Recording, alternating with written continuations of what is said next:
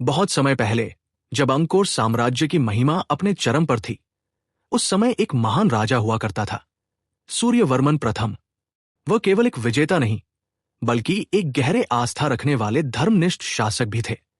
उनका सपना था कि वह एक ऐसा मंदिर बनवाए जो भगवान शिव को समर्पित और पर्वत की ऊंचाई पर हो, जहां देवता स्वयं अवतरित होते। राजा ने अपने श्रेष्ठ वास्तुकारों को बुलाया और आदेश दिया कि वहां एक मंदिर बने जो केवल पत्थरों की इमारत ना हो, बल्कि देवताओं का निवास स्थान बने। वर्ष बीतते गए, मंदिर की नींव रखी गई, दूर दूर से पत्थर लाए गए, कारीगरों ने दिन रात मेहनत की और हर एक पत्थर को ऐसे तराशा मानो वह भगवान शिव के लिए किसी आभूषण का हिस्सा हो। तब कंबोडिया की एक ऊंची पहाड़ी पर एक दिव्य मंदिर का निर्माण हुआ। यह मंदिर था प्राह विहार। यह कोई साधारण मंदिर नहीं था, भगवान शिव को समर्पित एक पवित्र स्थान जो आकाश को छूती चट्टानों पर बना था, जहां से धरती और आकाश का मिलन प्रतीत होता था। इस मंदिर का निर्माण 9वीं से 12वीं शताब्दी के बीच हुआ, उस समय जब खमेर सभ्यता अपनी स्थापत्य कला, धर्म और ज्ञान में विश्व की अग्रणी सभ्यताओं में से एक थी।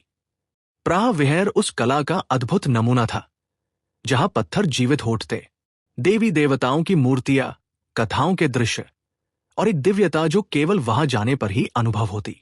समय बीतता गया, साम्राज्य बदले, युद्ध हुए, पर यह मंदिर अपनी जगह अडिग खड़ा रहा। यद्यपि प्रकृति और राजनीति ने इसे कई बार झुकाने की कोशिश की, लेकिन इसकी दिव्यता कभी कम नहीं हुई।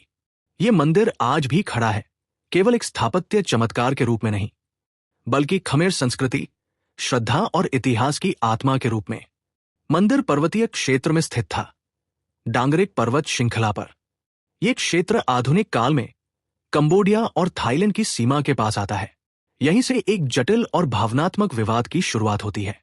इतिहास की करवट।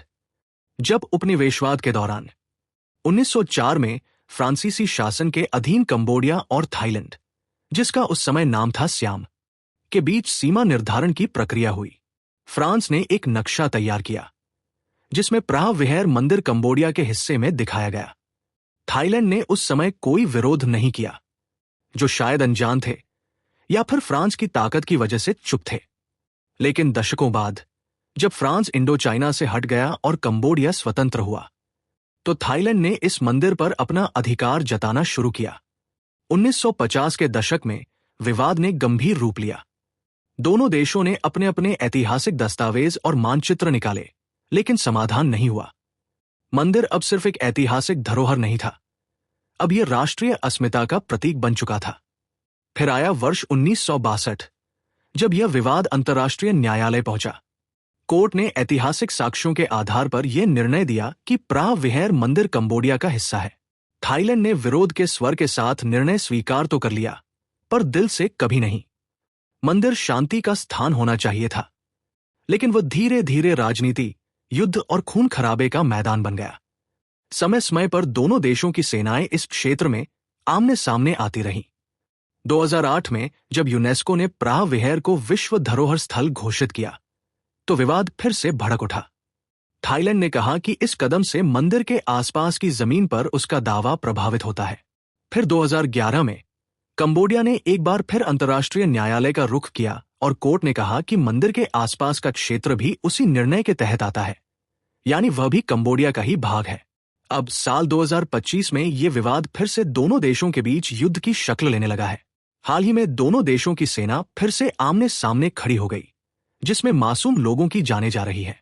यह नवीनतम हिंसा दोनों देशों की 800 किलोमीटर लंबी विवादित सीमा पर भड़की है, जिसने उस क्षेत्र में गहरे तनाव को फिर से जीवित कर दिया है, जहां हर साल लाखों पर्यटक आते हैं। आज भी जब कोई यात्री उस पहाड़ी पर चढ़ता है और प्राचीन पत्थरों के बीच खड़ा होकर दूर क्षितिज की ओर देखता है, तो उसे उस मंदिर की दिव्यता तो महसूस होती है।